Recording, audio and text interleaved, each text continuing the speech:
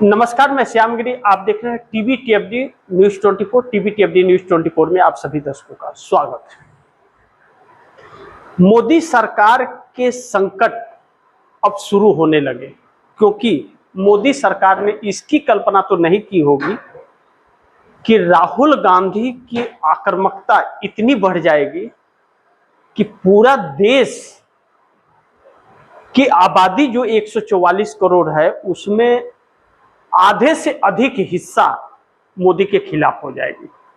इस बात से भी यह बात साबित होता है कि पोल ट्रैकर के सर्वे में जो लोकप्रियता के मामले में मोदी 36% और राहुल गांधी 58% आए और 22% का फासला रहा। इसका मतलब 58% लोग राहुल गांधी के साथ और मात्र 36% नरेंद्र मोदी के साथ हैं। यही वजह भी रहा कि पोल ट्रैकर का सर्वे इस तरफ संकेत किया कि एनडीए गठबंधन 240 पर सिमट जाएगा और इंडिया गठबंधन 280 से 300 सीटें लेकर के आ सकता है। ध्यान रखिएगा, इंडिया गठबंधन का मतलब ममता बनर्जी, उद्धव ठाकरे, अखिलेश यादव और कांग्रेस, मात्र यही 4 लोग हैं इंडिया गठबंधन के अंदर, और बाकी सबने अपने अपने रास्ते अलग कर लिए हैं। शरद पवार, स्टालिन, तेजस्वी यादव, अलग अलग रास्ते सबने अपना लिए हैं। इस बीच इस देश की जेनजी युवा पीढ़ी जो सड़क पर है, अपने भविष्य को लेकर के चिंतित है, जिसे रोजगार नहीं मिल रहा है, जिसे ठग रही है सरकार, पेपर लीक बराबर होते जा रहा है, हर महीने पेपर लीक हो रहा है, जितनी वैकेंसियां निकल रही है या पेपर हो रहे हैं सब लीक हो जा रहे हैं। इसको लेकर के आहत है, वह सड़क पर है। और 20 जुलाई का जो आंदोलन था छात्रों का, और इस सरकार को घुटने के बल लाई, तो यह सरकार संभल नहीं पा रही है, बल्कि बहुत ही तेजी से मोदी सरकार लड़खड़ा रही है, यह ध्यान रखिए।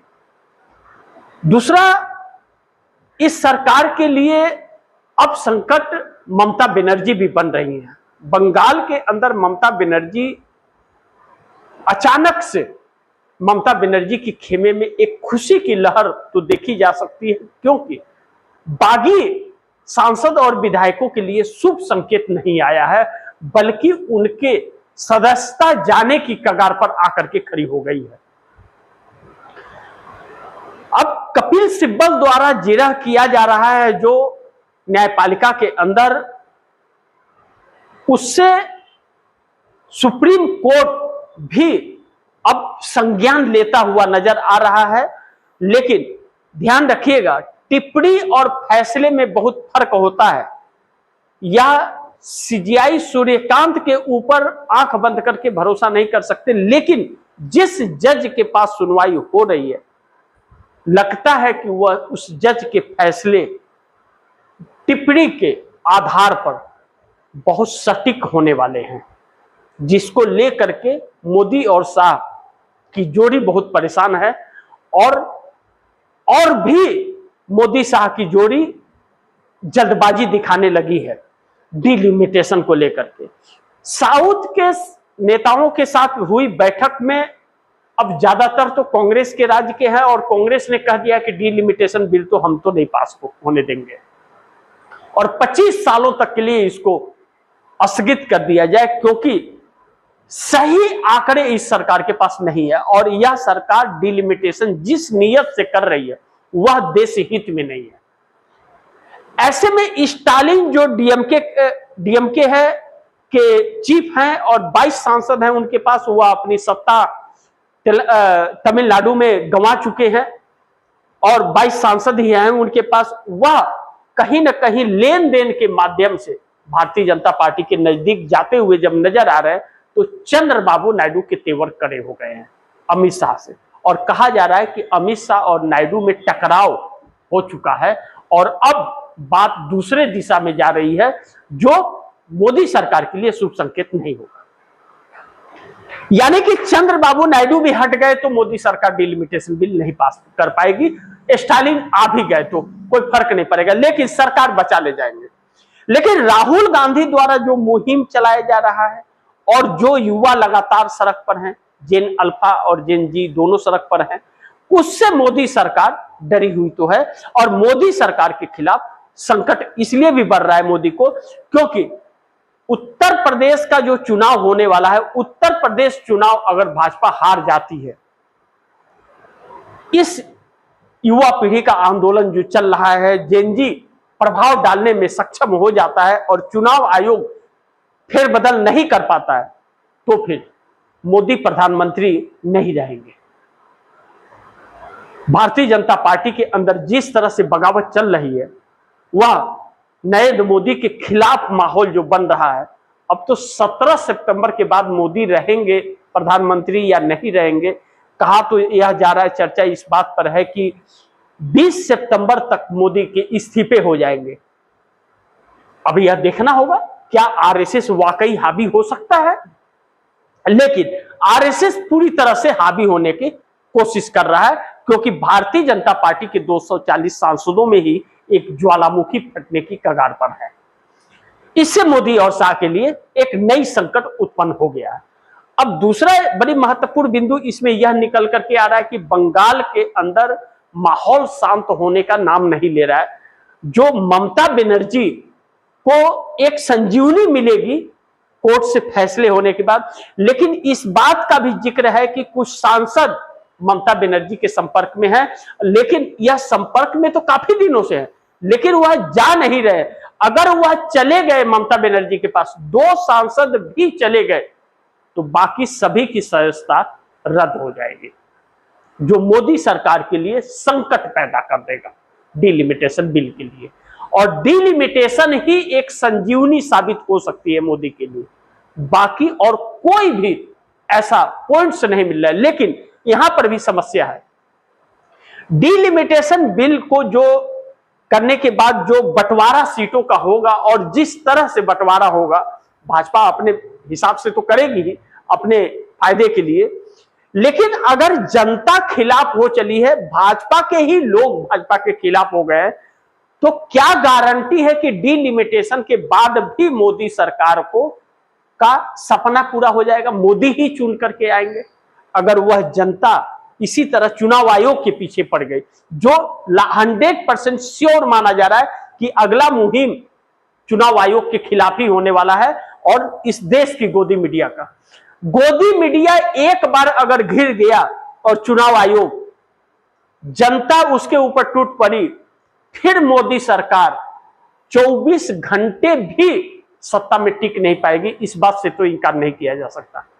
और ममता बनर्जी भी बंगाल में अब आक्रामक हो रही है, और बंगाल के अंदर आंदोलन एक नया जन्म लेता हुआ नजर आ रहा है, क्योंकि नेहा बोरा जिस तरह से जाकर के बंगाल के अंदर, झारखंड के अंदर, बिहार के अंदर, आसाम के अंदर, बाकी किसानों में जिस तरह से जा रही है, रिस्पॉन्स मिल रहा है नेहा बोरा को, जो आयशा की चीफ है, उससे यह पता चलता है कि छात्रों के अंदर एक उबाल मार रहा है, ऐसा गुस्सा उबाल मार रहा है जिसमें बह जाएगी मोदी सरकार। इससे बंगाल के अंदर ममता बनर्जी को एक एज मिल रहा है। अब दूसरी तरफ राहुल गांधी की लगातार छात्रों की गूंज, तकरीबन 800 शहरों में छात्रों की गूंज चलेगी, जहां राहुल गांधी भी उसमें शामिल होंगे। यानी कि जो शीतकालीन सत्र आने वाला है नवंबर महीने में, उस वक्त तक का शेड्यूल पूरा तय हो चुका है, और अमित शाह के इस्तीफे पर और मोदी के ऊपर जो सवाल उठ रहे हैं, इस पर अब शांत विपक्ष रहने वाला नहीं है, यानी कि कांग्रेस शांत नहीं रहने वाली है, इसे लोगों के बीच जीवित रखेगी। जो कहा जा रहा था कि पार्लियामेंट सेशन खत्म होने के बाद अमित शाह का अभी जो इस्तीफा मांगा जा रहा है, तो चर्चा से गायब हो जाएगा, वह चर्चा से गायब नहीं होने दे रही है। यह नरेंद्र मोदी सरकार के लिए सबसे बड़ा फेल है। तो एक ऐसे संकट के दौर से नरेंद्र मोदी है कि उनके हाथ से पार्टी भी फिसल रही है, सरकार भी फिसल रही है, ब्यूरोक्रेसी फिसल गई है। अब चुनाव आयोग और मीडिया है, जो मीडिया अभी भी उनके साथ ईमानदारी से और देश के साथ गद्दारी के साथ खड़ा है, और चुनाव आयोग तो पूरी तरह से अपने आप को गुलाम बना ही लिया है। उसकी तो बात भी करना गुनाह है, और बात भी करना वह आप समझ सकते हैं कि ऐसा व्यक्ति जिसके ऊपर भरोसा है ही नहीं, एक रत्ती भी भरोसा नहीं है, उसका हिसाब ही करना पड़ेगा इस देश को। लेकिन ऐसे में राहुल गांधी का पुणे का महिलाओं के साथ महिला की गूंज रोकने की जो प्रयास मोदी सरकार ने किए और असफल रही, आखिरकार वह हो रहा है, तो फिर नरेंद्र मोदी सरकार घुटने के बल 20 जुलाई को जो पैलेट गन चला, पैलेट गन पर क्षतिग्रस्त हुए लोग, बच्चे बच्चियां, एफआईआर कराने में सफल हुए। जो सरकार नहीं एफआईआर करा रही थी, कह रही थी पैलेट गन नहीं चला है, राहुल गांधी को दिल्ली के अंदर पुलिस थाने में 7 घंटे धरने पर बैठना पड़ता है, तब साहिल का एफआईआर दर्ज करती है पुलिस। और एफआईआर दर्ज हो गया तो अब इसका मतलब यह साफ है कि अगर सरकार लिपापोती कर ले, सुप्रीम कोर्ट ने जो कमेटी बनाई है वह भी लिपापोती करेगा, 100% करेगा, श्योर है, पहले से रिजल्ट पता है, तो यह एफआईआर जीवित रहेगा। जब सत्ता बदलेगी तब हिसाब दूसरी सरकार इसी एफआईआर पर करेगी। ऐसे में अमित शाह के लिए आने वाला वक्त बहुत संकट भरा है। अगर सरकार चली गई तो संकट है, इसलिए यह लोग जानते हैं कि अब हमारा बचना मुश्किल है, तो हर संभव प्रयास यह कर रहे हैं। कब तक बचेंगे यह देखना बहुत महत्वपूर्ण होगा। लेकिन इस देश की आधी से अधिक आबादी अब इनके खिलाफ हो गई है और हड़बड़ी में यह गड़बड़ी कर रहे। कहते हैं विनाश काले विपरीत बुद्धि, जब विनाश होना होता है तो बुद्धि भ्रष्ट हो जाती है। इस वक्त मोदी सरकार की भी बुद्धि भ्रष्ट है और पीएमओ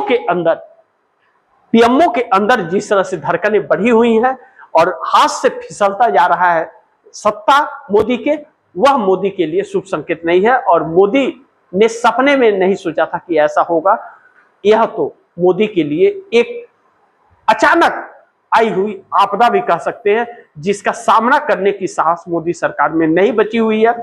अब इस बीच महिलाओं का साथ छोड़ना मोदी का जो सबसे बड़ी ताकत महिलाएं थी, और लाडली बहना क्या क्या कर रहे थे, मजदूर साथ छोड़ते हुए, भारतीय जनता पार्टी के लोग वोटर्स जो परमानेंट वोटर कहे जाते थे, कोर वोटर, वह साथ छोड़ते हुए जब नजर आते हैं तो मोदी सरकार लड़खड़ाना शुरू हो जाती है और अपने ही सांसद जो भाजपा के 240 है वही साथ देते हुए नजर नहीं आ रहे, तो मोदी के रातों की नींद भी उड़ी हुई है। बाकी आप दर्शक क्या सोचते हैं, आप दर्शकों की क्या राय है, क्या सुझाव है, कमेंट बॉक्स में जरूर दीजिएगा। इस खबर को ज्यादा से ज्यादा शेयर कीजिएगा, अपने दोस्तों को भी कहिएगा आगे शेयर करें। और आपने टीवी न्यूज़ 24 को सब्सक्राइब नहीं किया, सब्सक्राइब कर लीजिए, अपने दोस्तों को भी कहिएगा सब्सक्राइब करें। मिलते हैं अगली खबर के साथ, तब तक के लिए नमस्कार।